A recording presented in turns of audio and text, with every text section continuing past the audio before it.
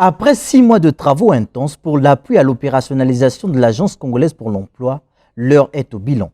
Ce 20 octobre à Brazzaville, l'assistance technique mise en place pour mener à bien cette mission a exposé devant les cadres du ministère en charge de l'emploi et de l'Agence congolaise pour l'emploi, question de leur mettre au parfum de ses principaux résultats et impacts sur le terrain. Ces travaux, une réussite, grâce au savoir-faire de l'Expertise France et de Pôle emploi, deux institutions françaises qui ont facilité le positionnement de l'ACPE en qualité d'opérateur central du marché public de l'emploi au Congo. Il s'agissait de présenter sur les 4 axes majeurs qui ont été définis pour l'accompagnement, quels étaient les résultats et quels sont les livrables que nous avons produits.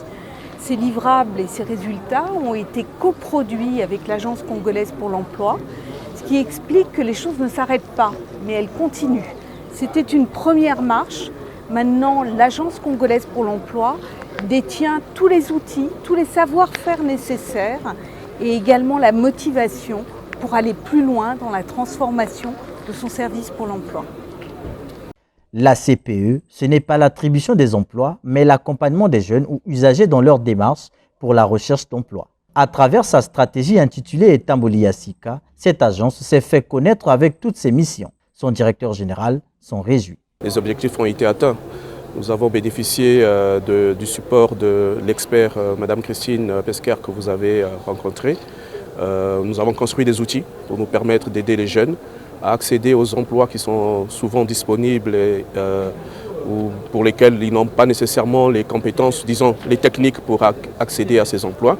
Nous avons travaillé à la transformation en interne de notre propre agence pour pouvoir répondre aux besoins de nos usagers qui ne sont pas seulement les demandeurs d'emploi mais également les entreprises qui créent les emplois à mettre à la disposition des demandeurs.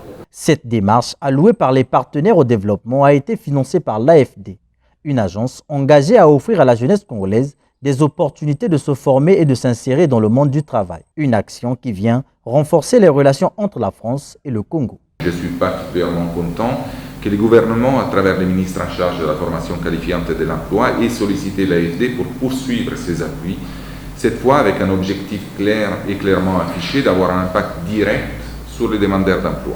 C'est dans ce cadre qu'une étude de faisabilité d'un projet de plus grande ampleur auprès de la CPE, mais également du FONEA et de la DGFQE, est en cours. En s'appuyant et en capitalisant sur les actions déjà menées, l'objectif de ces futurs projets sera de contribuer à l'adéquation de l'offre de formation des jeunes avec les besoins en compétences des entreprises du secteur formel et informel et de contribuer à la mise en œuvre et au pilotage des politiques actives en faveur de l'emploi, particulièrement des femmes. Pour le devenir de l'ACPE, plusieurs autres projets sont en gestation afin de faciliter l'accès à l'emploi aux demandeurs.